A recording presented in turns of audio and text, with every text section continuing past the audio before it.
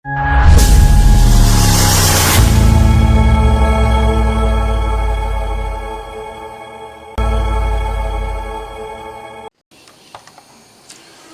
ಸುತನ ಮತ್ತು ಪುತ್ರಾತ್ಮನ ನಾಮದಲ್ಲಿ ಆಮೆನ್.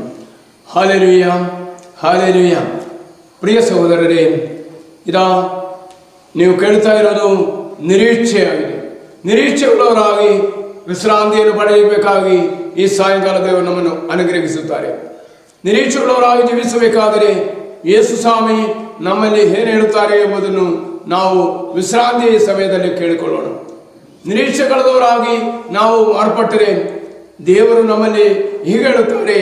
ಮತ್ತಾಯ ಸುವಾರ್ತೆ 5ನೇ ಅಧ್ಯಾಯ ಯೇಸು ಸ್ವಾಮಿ 1ನೇ ವಾಕ್ಯ, ಜನರ ದೊಡ್ಡ ಗುಂಪನ್ನು ಕಂಡು ಯೇಸು ಒಂದು ಬೆಟ್ಟವನ್ನೇ ಹತ್ತಿ ಕುಳಿತುಕೊಂಡರು.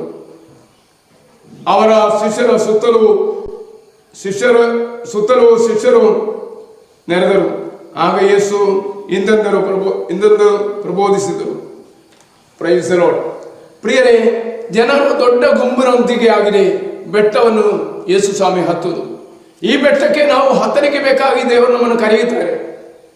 ಯೇಸು ಸ್ವಾಮಿ ಪ್ರಾರ್ಥನೆಯಾದ ಬೆಟ್ಟವನ್ನು ಹತ್ತಿ ದೇವರು ತನ್ನ ರಹಸ್ಯವನ್ನು ತಿಳಿಯಪಡಿಸುತ್ತಾರೆ. ನಾವು ದೇವರ ರಹಸ್ಯವನ್ನು ಕೇಳಲಿಕ್ಕೆ ಬೇಕಾಗಿ ಶಿಷ್ಯರು ಯೇಸುವಿನ ಸುತ್ತಲೂ ನೆರೆದರು ಎಂಬುದಾಗಿ ನಾವು ಕೇಳ್ತಾ ಇರೋದು. ಯಾಕೆ ಯೇಸುವಿನ ಸುತ್ತಲೂ ಈ ಶಿಷ್ಯರು ನೆರೆದದ್ದು? ಪ್ರಿಯವರೇ, ಈ ಶಿಷ್ಯತ್ವವನ್ನು ಪಡೆದವರಾದ ನಾವು ಯೇಸುವಿನ ಸುತ್ತಲೂ ನೆರೆದಿರಬೇಕಾಗಿ ಈ ಸಾಯಂಕಾಲವನ್ನು ಅನುಗ್ರಹಿಸಿ. ಆಗ ಮಾತ್ರವಾಗಿದೆ ಯೇಸುವಿನ ಪ್ರಬೋಧನೆ ನನ್ನ ಜೀವನದಲ್ಲಿ ಆಗಿದೆ ದೇವಾಲಿಸಿದ್ದು ಎಂದು ಹೇಳಲಿಕ್ಕೆ ಸಾಧ್ಯವಾಗುವುದು.